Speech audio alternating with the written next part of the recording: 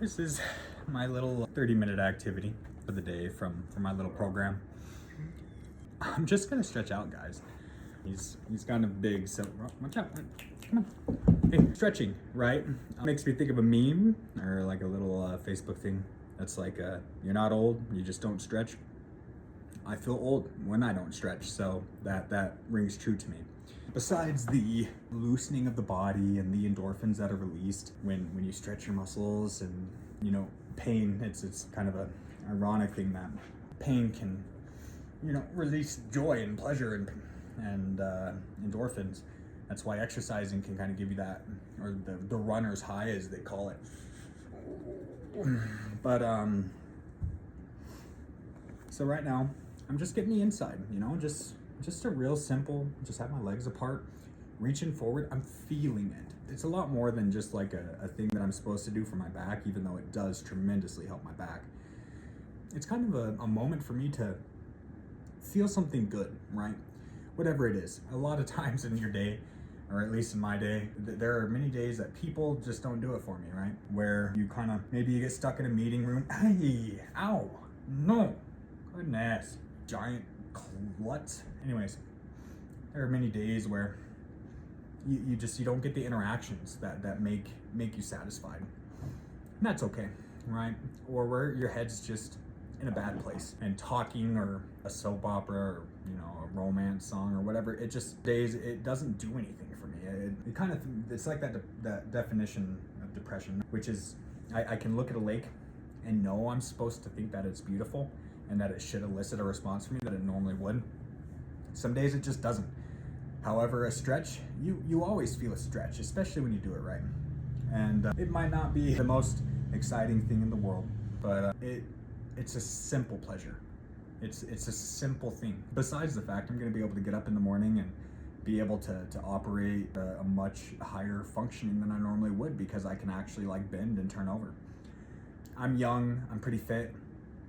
I was doing competitive powerlifting for a while, and though I'm young, I blew out a disc, completely ruptured, and just blew out that disc between L5 and S1. I went from, you know, some really substantially heavy lifts to not being able to get myself out of bed for several weeks. Very humbling.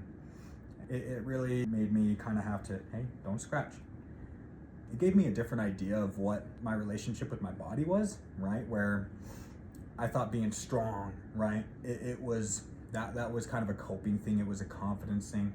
But being strong came with a lot of downfalls. I was a dirty bulker, and I still am. Me and carbs, they boss me around.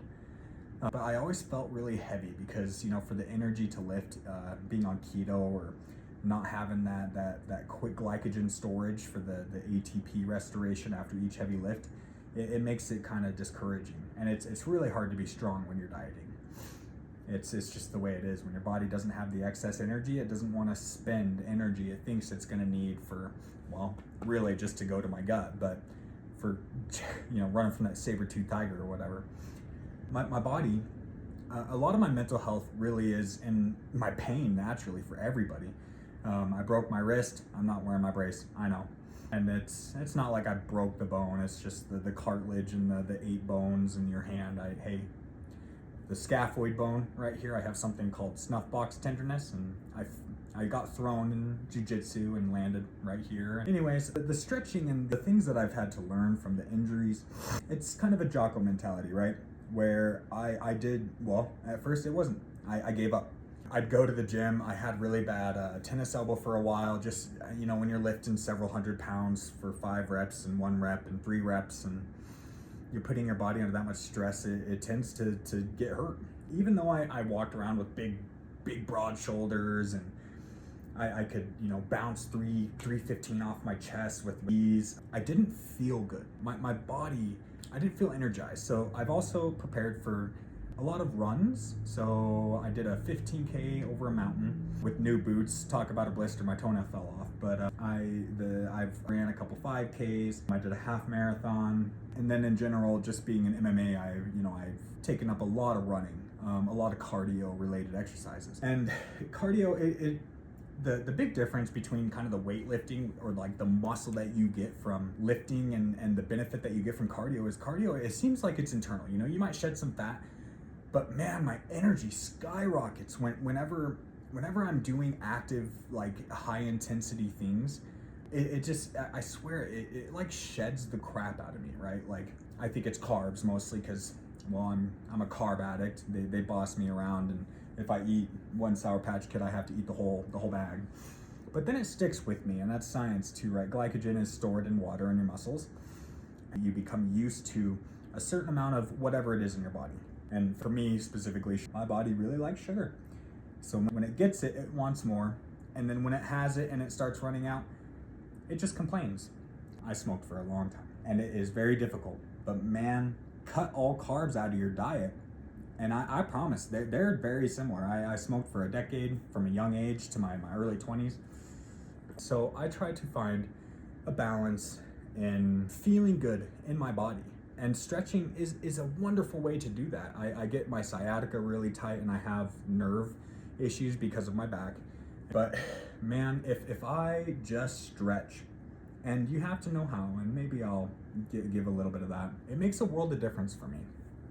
So I am very bad at talking and stretching, especially with this dog in front of me. Like I said, I discovered my old phone holder I had for the gym. It doesn't fit my new phone, so we will be looking at a new stand so you guys don't have to look at me from the floor all the time. But we're gonna stretch, then we're going to a political meeting. It's kind of another mental health thing. Just being involved in my community. I don't really get to make a difference as a committee man. Most people probably have no idea what that is because it's a pretty small thing. But I do get to be a part of a group of people who want to make a difference in the political beliefs they have, and generally those are aligned with some sort of ethical system, and to do good, right? Whatever that is. And we have a lot of disagreements in political parties about what it means to do good for other people. You have to be careful in a political environment. You have a lot of people who just want to stir the pot, but then there are a lot of people who really want to make a difference, and it's refreshing to be around those people. So we're gonna stretch, we're gonna go to that meeting. We're gonna keep a good attitude today. It's been a good day today. There's that stand that doesn't fit my phone anymore. Here's the big baby. I'm glad you guys got to meet him. Next time maybe we'll meet Max or something.